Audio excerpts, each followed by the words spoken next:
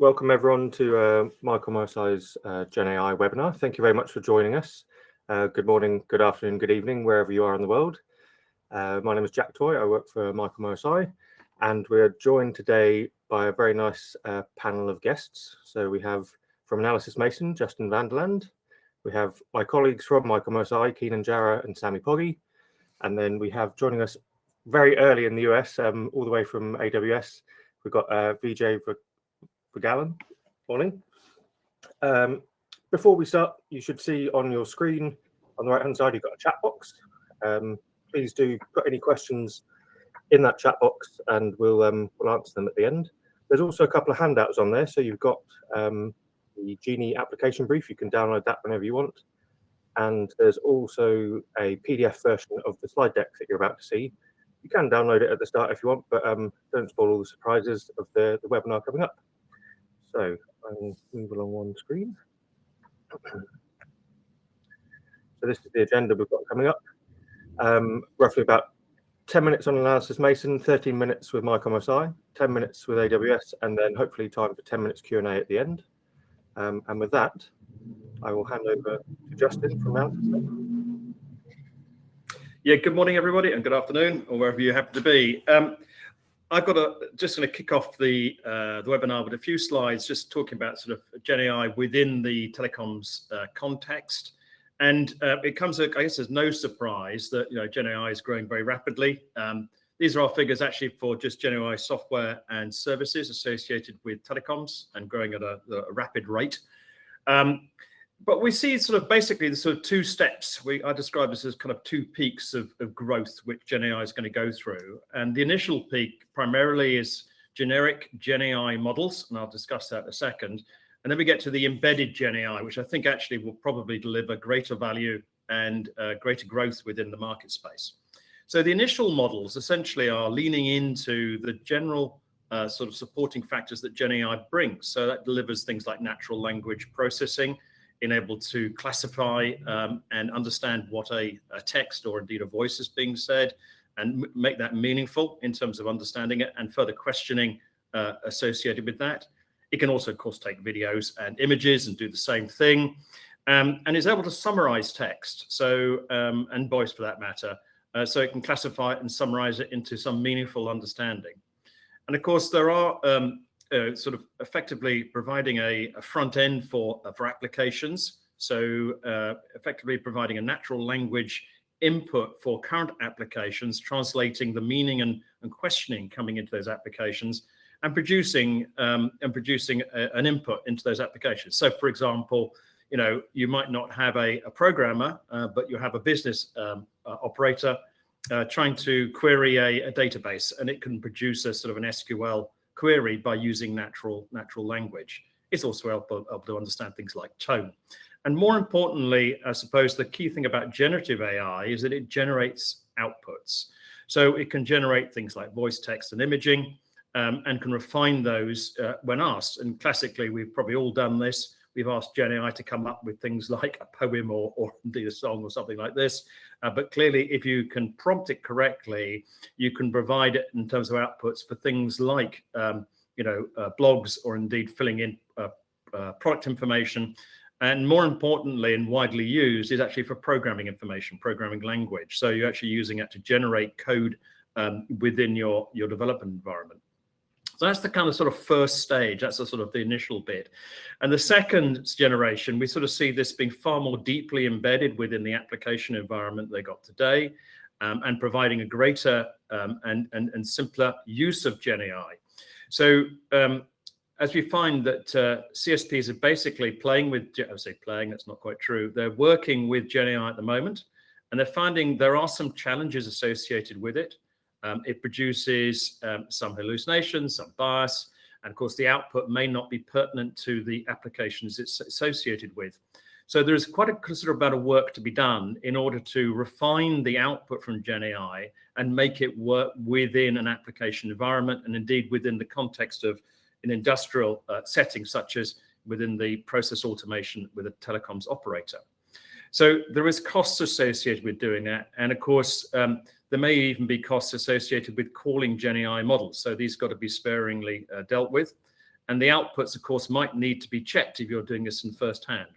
So there is, what I'm supposed to describing is that there is some effort involved with the integration of that, and it's responding to the cost and outputs which have been sort of generated to date, which have been done sort of freehand, if you like, in the early stages.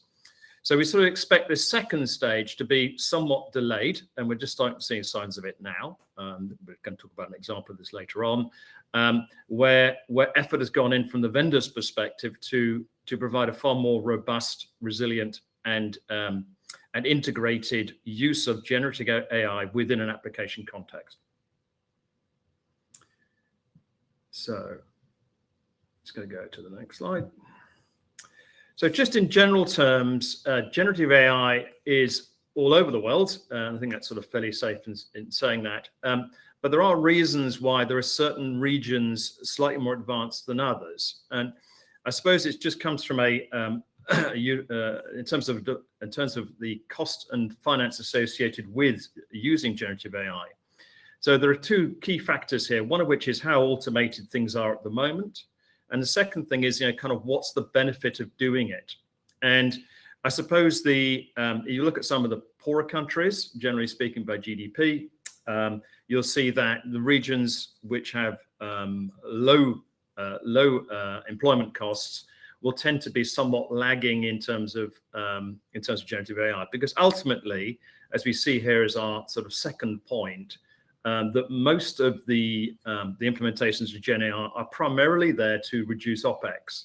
And clearly, the financial incentive, if you've got low employment costs anyway, is going to be somewhat greater than it would be in a more expensive area. So we'll sort of see the sort of slightly different breakout in terms of the activity in terms of GenAI within a global context.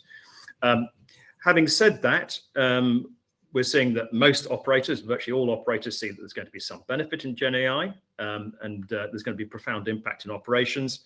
As to how profound is kind of interesting. It may be, and we're seeing sort of quite significant cost takeouts which are going on within early adopters, significant. So this could be, greater than 60, 70% in terms of OpEx takeout. Ultimately, it's going to take some time to get there. And of course, and just in terms of the journey people are at the moment, CSPs, essentially most are playing with it, at least in terms of implementation and working with. So 82% of CSPs have implemented some form of generative AI use cases, whether in my first phase or second phase. And just as a contextual thing, also within the TM Forum's autonomous networking framework, what they describe as level 4, which is really where AI and generative AI use cases come in. We see this as coming at a good timing in terms of delivering of generative AI within the marketplace, where each one of the scenarios which are painted out within that framework potentially could have an implication for where GenAI could be implemented in a use case associated with it. Speaking of use cases, I'm just going to sort of cover off kind of where does GenAI kind of sit. Now, I suppose the key thing is that generative AI is probably applicable to pretty much most of the operational areas that we see across the board, from literally from customer support through to any operational optimization associated with that. Where we've seen the early adopters, really my sort of phase 1 approach has been sort of customer support interfaces, so things like chatbots and so on and so forth go with that, and indeed customer care chatbots responding automatically to queries that come in associated with that. Diagnostic of customer complaints, so a change of attitude which is going on in terms of deflecting calls into call centers, actually accepting them and actually then dealing with them and potentially upselling of those using generative AI. It's become quite an interesting sort of a change of attitude within that market space. And as I already mentioned, particularly within the IT domain, code generation and documentation of that code has become quite critical. More softer issues and more predictable, and indeed not necessarily industry-specific areas, of course, have got the wider context of being able to use generative AI applications and indeed implementations across multiple industries. And we're seeing HR, human resourcing, actually being used quite widely within this space for assessment of individuals associated with generative AI. So it's across the board. I mean, just give us sort of a bit of a highlight of where we're at. And I'm going to hand over now, actually, to Keenan who's going to go into some more detail on the MYCOM solution. Thank you. Thanks, Justin. Interesting analysis. Hello, everyone, and thanks for joining us today. I will do a walkthrough for our MYCOM OSI GenAie application and how it will help CSP to address multiple challenges. First of all, I will start with these challenges which influenced us while designing GenAie application. These challenges collected from our day-to-day activity and engagement with most of the tier 1 operators in the world. So the main challenge is coming from the complexity and on the network. I can give an example directly where any customer or user can start his voice over NR call over 5G SA technology using all underlying network slicing, ORAN, over the cloud infrastructure, and seamlessly will do a handover to voice over LTE technology, then do handover for voice over Wi-Fi to offload on the Wi-Fi whenever arrive home. So all seamlessly for a user without any interruption on the service. So all of this underlying technology and the complexity of network introduce multiple challenges, which is we are summarizing here with seven challenges. The first one, and of course, it's how to ensure consistent service quality and reliable across all of this diverse technologies that the service depends on. Plus all of this, as a second challenge, all of this technologies is generating a huge amount of telemetry data, performance management data, fault management data, and all of this needs to be managed and monitored to make sure to assure the service itself. So this overwhelming data also, or volume of data, it's also a big challenge, becoming big challenge to consume and get insights out of it. Plus all of these technologies, it's coming from multiple vendors. Each vendor has its way of expressing the data and expressing the technology. All of this also is increasing the complexity, which is take us to the fourth challenge, where any issue happen in the network, it's now require like a lot of efforts to drill down and do root cause analysis on each of these steps from that providing the infrastructure or the technology for provided services. So it's becoming more and more complex to analyze all of this type of like mesh technologies coming together, plus the need of all of the knowledge and the skills to manage all of this type of technology. Now, also we are seeing this is urge the need for moving toward autonomous networks. So most of the CSPs are saying, okay, to overcome all of these challenges, also I need to go to autonomous network, which enable me to address these challenges.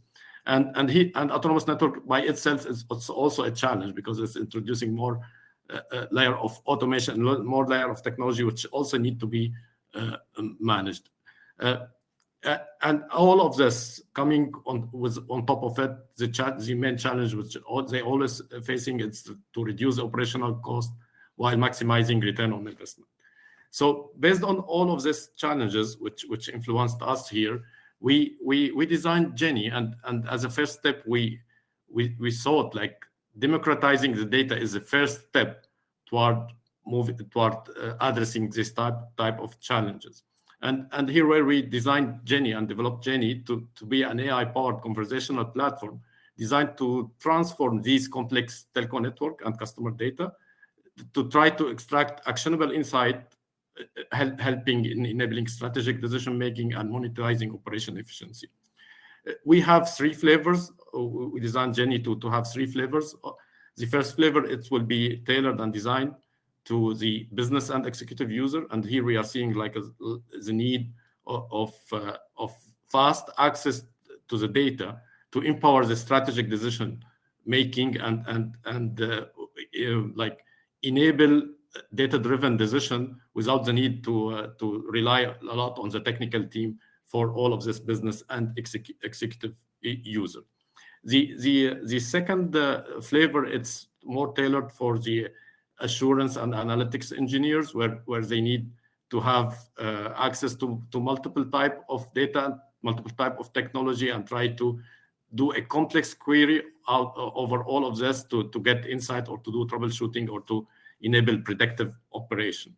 The third flavor, it's more toward the autonomous network and how here we are leveraging the capability of generative AI in calling multiple tools to do automation. So this version or this flavor will drive operational efficiency toward autonomous network. So with that said, we need to highlight here the main GenAie key features that it's designed for. So first of all, and of course, to fulfill all of these values and all of these objectives, we designed GenAie to be a cross-layer data analysis tool where it will help you to using the natural language prompt to query complex data set across all the multiple network layers and technology we just described. And to do that, you need to generate sometime numerical insight. It could be tables, could be graph, could be textual summary, all like complement with natural language commentary. So we designed GenAie to be able to provide all of this type of analytics. Plus, on top of that, it's also in the backend, it's produce executable queries and codes that it can be also reused and shared between different entity inside the operators. I will come more on the sharing the prompts between and the knowledge between different entity inside the CSPs. And plus, with the generative AI, we need to ensure the high scalability and low response latency. Sorry.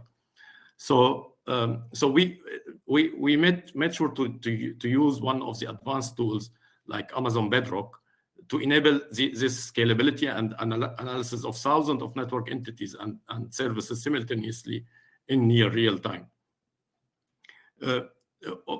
Now, we thought also we need to make the intuitive user interface that enable sometime to have pre-optimized and predefined prompts and suggested query for the user to have quick access to commonly used analysis prompts.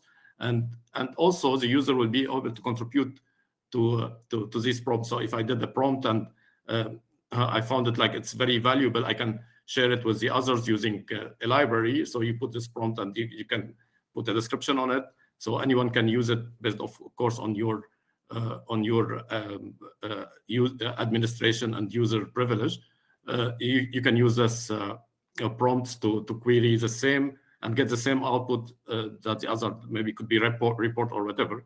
And also we wanted GenAie to follow the process and the procedure available always inside the CSP, like alarming and alerting whenever there is like something detected and a report generated, plus ensuring all the safe and secure parameter protecting data and infrastructure from any breach or misuse.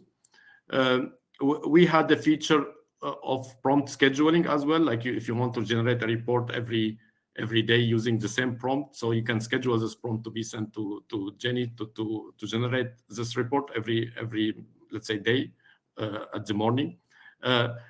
Keeping also, we know like the LLM, it's also have the capability of keeping the user session history and conversation history, and that will enable to the continuity in the conversation. So we are retaining the dialogues within the LLM to ensure the continuity of these sessions there. And to assure that we accommodate a diverse user base also, and to go across all over the world as a product, we are supporting multiple language and also the voice recognition in multiple language as well to be able to interact with GenAie. Now, what I just want to highlight the key differentiator of GenAie. Why GenAie?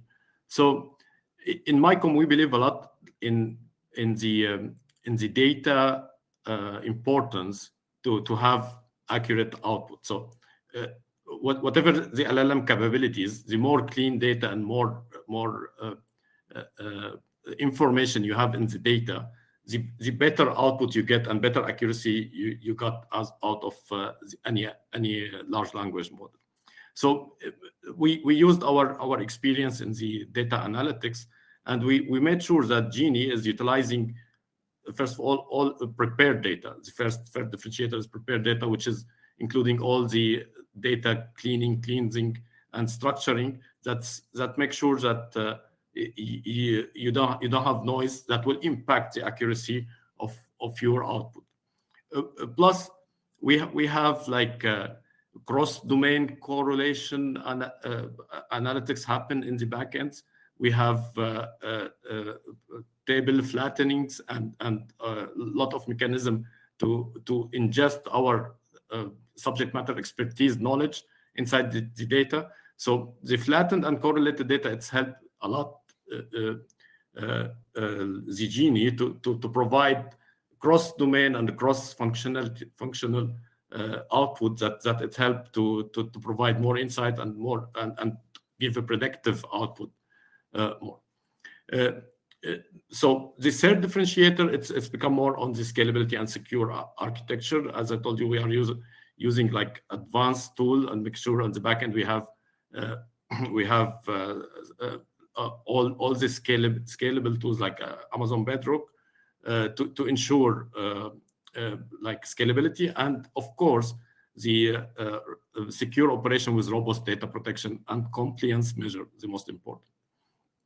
The fourth differentiator is, and it was in the feature as well, it's try to pre-optimize and pre-package some prompt for the user that it helps them to instead of keep trying prompt and keep restructuring the prompt. So that this feature, it's enable quick access to the data by using the already optimized and pre-packaged prompt to get the output directly. And all of this we as a main feature, as main differentiator, as a fifth feature is we are using optimized LLM specific to the user needs. So based on the flavors we mentioned before, we are optimizing our LLM to provide the better precision via domain specific training, and also we are offer optimized output with minimal hallucination using adaptive tuning. So mainly that will wrap up our differentiator here. I will hand it over to my colleague Sami. He will show you a demo on GenAie directly. Thank you very much. Thanks, Kenan, for this overview of GenAie. Hello, everybody, and welcome to this demo of GenAie. I will start with demonstration right now.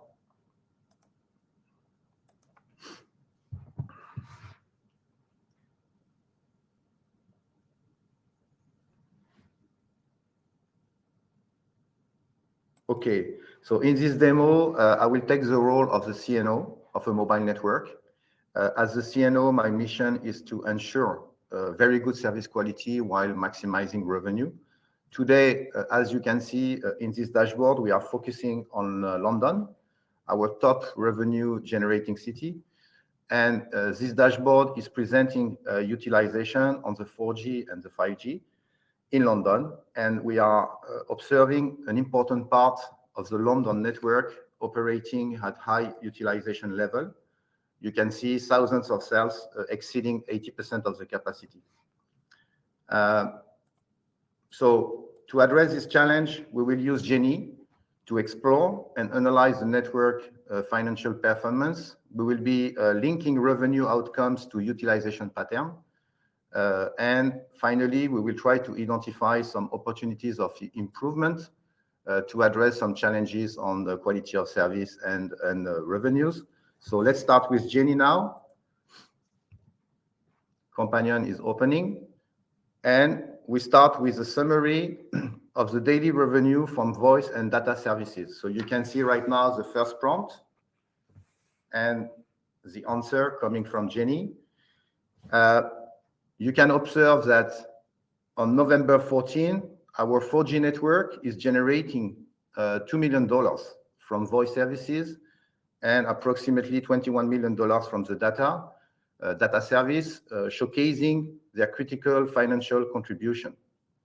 However, there is still unused potential within the network.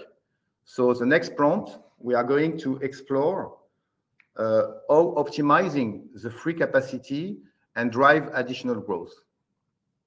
So this is the purpose of the second prompt, which is coming with the answer from Jenny. Okay, now you have the answer. The analysis from Jenny is showing a potential revenue growth of $18 million. So it's revealing significant untapped opportunities. Next, to unlock this value, to unlock those $18 million, we need to prioritize the cities with the highest revenue contribution. So we are going to run a next prompt, having a look to the projected revenue per city to identify where optimization will have the greatest impact. So this is the purpose of the next prompt, where we are looking to the top cities in terms of revenue contribution.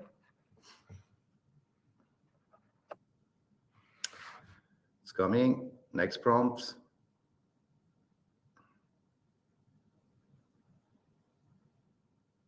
Jenny answering. So you can see the different cities from the top to the bottom in terms of revenue.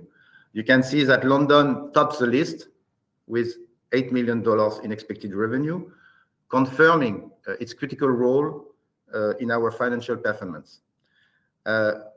Given the importance of London, next step should be to analyze London network utilization and identify some patterns impacting the service quality and the revenues. Okay, so let's look at in detail how London is behaving in terms of utilization. So this is the purpose of the next prompt.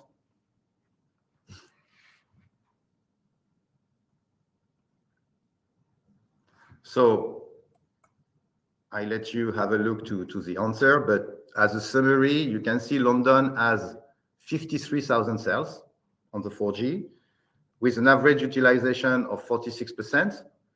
In the meantime, we have 8,000 cells, a little bit more than 8,000 cells in London, exceeding 80% utilization with an average of 91%. So definitely this is highlighting potential congestion areas in London. So now let's assess how this is impacting the service quality. And to look at the impact, we are going to look at some correlation between utilization and, for example, the 4G downlink throughput, and expecting Jenny to determine if there is any correlation between utilization and quality of service. So this is the purpose of the next prompt.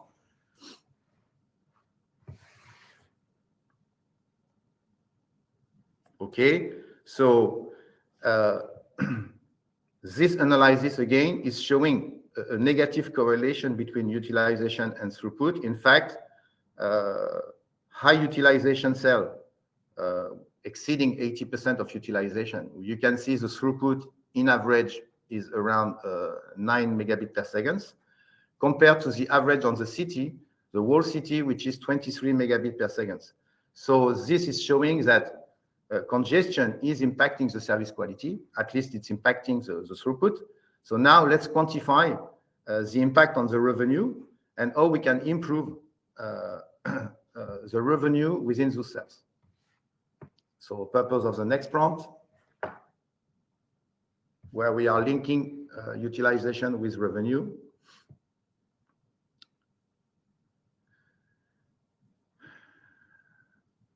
Sorry, it's coming.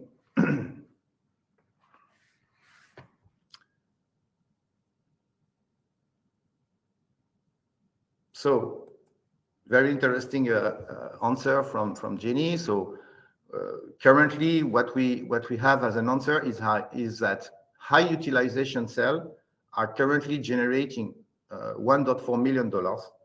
But by improving the throughput in this area, we could add $2.2 million, meaning more than doubling the contribution of this high utilization cell.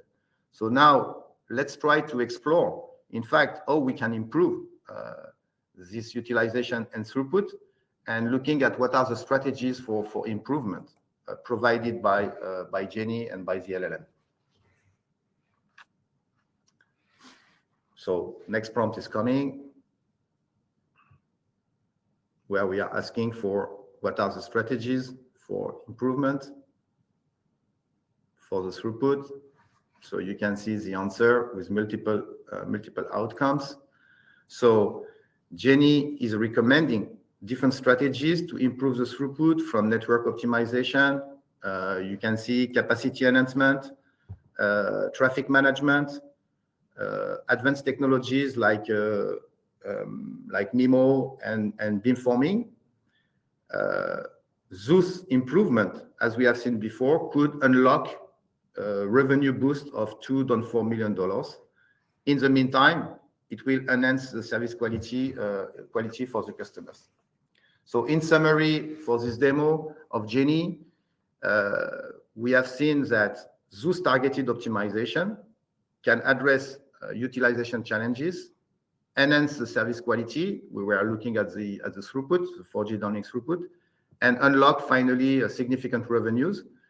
And you have seen within the exploration and the analysis of the data that with GenAie we have been capable to connect performance from the networks to business outcomes, and finally being able to identify some actionable steps for being successful as a CNO, and again providing very good service quality, combining revenue efficiency.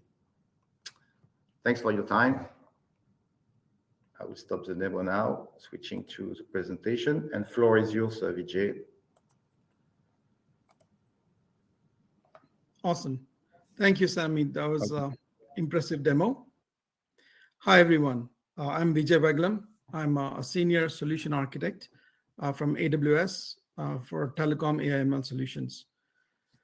What you just saw in the demo was using Amazon Web Services generative AI stack. So I will go over the generative AI stack, which can help you build such applications and scale. So you know that AWS provides a broad and deep capabilities across all the 3 layers of the stack here to build generative AI applications securely and responsibly. So let's start with the bottom here, the infrastructure layer, or the silicon layer, or the layer where you have the chips, the compute power that you need to build the foundation models, or leverage or customize them. AWS has more than a decade of experience in designing and building the silicon chips. So what you see there, for example, Trainium and Inferentia, so they are custom built, they're purpose built for you to cost effectively build foundation models and customize them as well. So the key message from that stack there is that you have access to the GPUs, Trainium and Inferentia, which are performant and cost effective. And I'll double click on what those mean in a moment. But you'll be able to train your foundation models and then also infer or use them for inference. And of course, you have the best chips from baseline from the industry, the most advanced virtualization capabilities that you see there, as well as powerful petabyte scale networking capabilities and hyperscale clustering. So, and of course, you all have Amazon SageMaker, which is your interactive development environment that can help you build, train, deploy not just the traditional AI/ML models, but also the foundation models. So that's about the underlying infrastructure. So you have many options with the best compute and performance. Now, to go along with the infrastructure, the second layer, you will need tools to build your LLM solutions easily. And what I mean easily is where Bedrock, Amazon Bedrock comes in.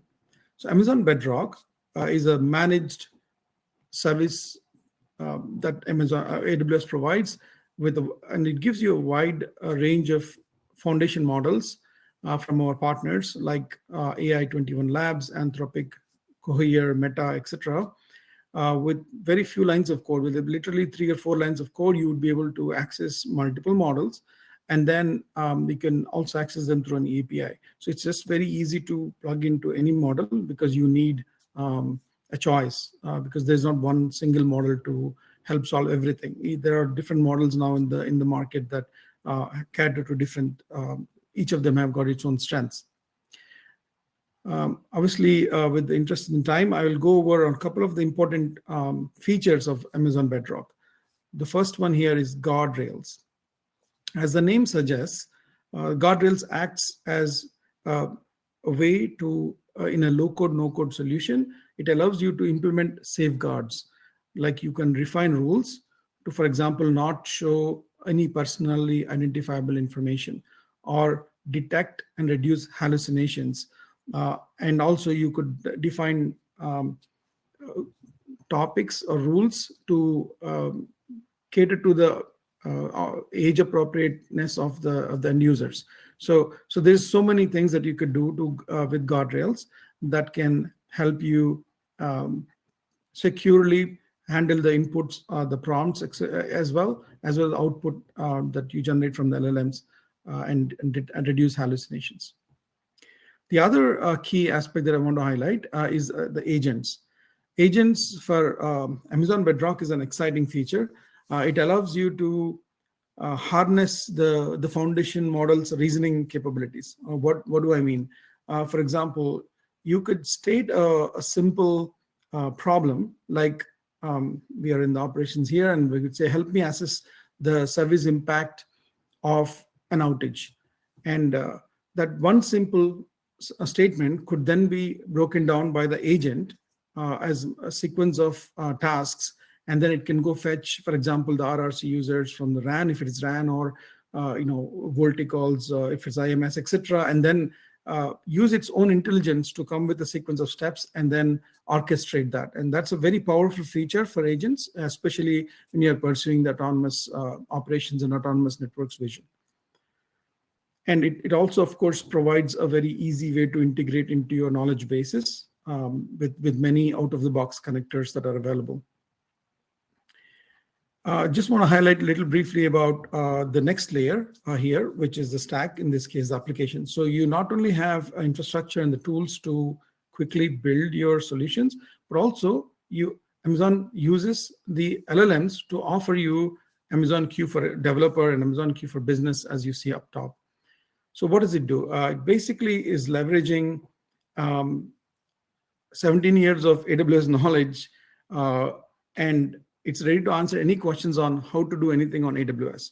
So that basically helps you do it faster. We have seen upwards of 50% productivity improvements when you are working on Amazon Console or even AWS Pages. You can access help. You can access ask simple questions to generate Python code, for example, and write a Lambda function, etc., and make it much more easier to build the LLM applications. All right. Let me dig deeper into a few of each of those in the generative AI stack. Firstly, again, going back to the bottom layer, the silicon, Inferentia, as the name suggests, is the infrastructure that you can use to host your FM endpoint, and the Trainium is the one that you can use to train your foundation models. Each of these deliver significant benefits to you.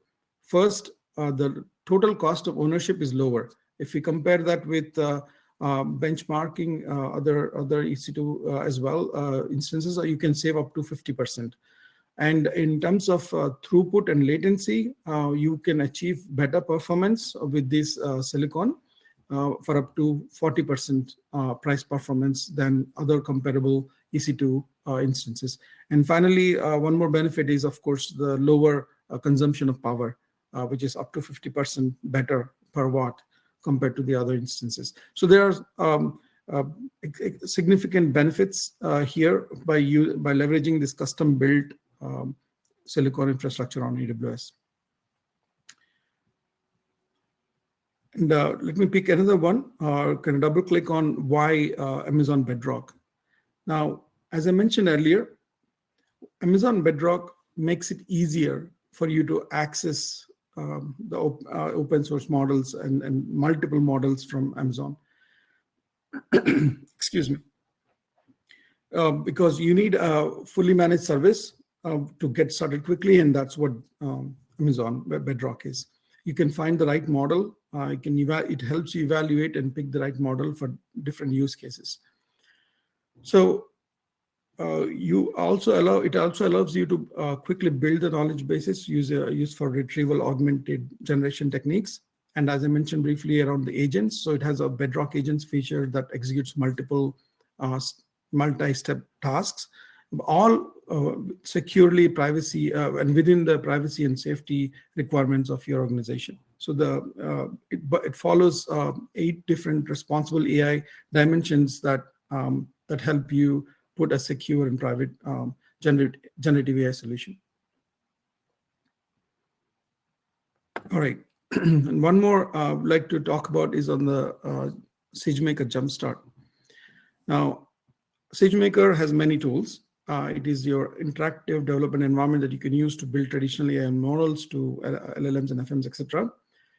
What AWS does is also provide something called a Jumpstart within the Amazon SageMaker suite of tools. And it offers a hub with already predefined built-in algorithms so that you can use them as accelerators and you can get a head start, and you can just simply click and deploy them and customize to your needs, getting a head start through the machine learning hub.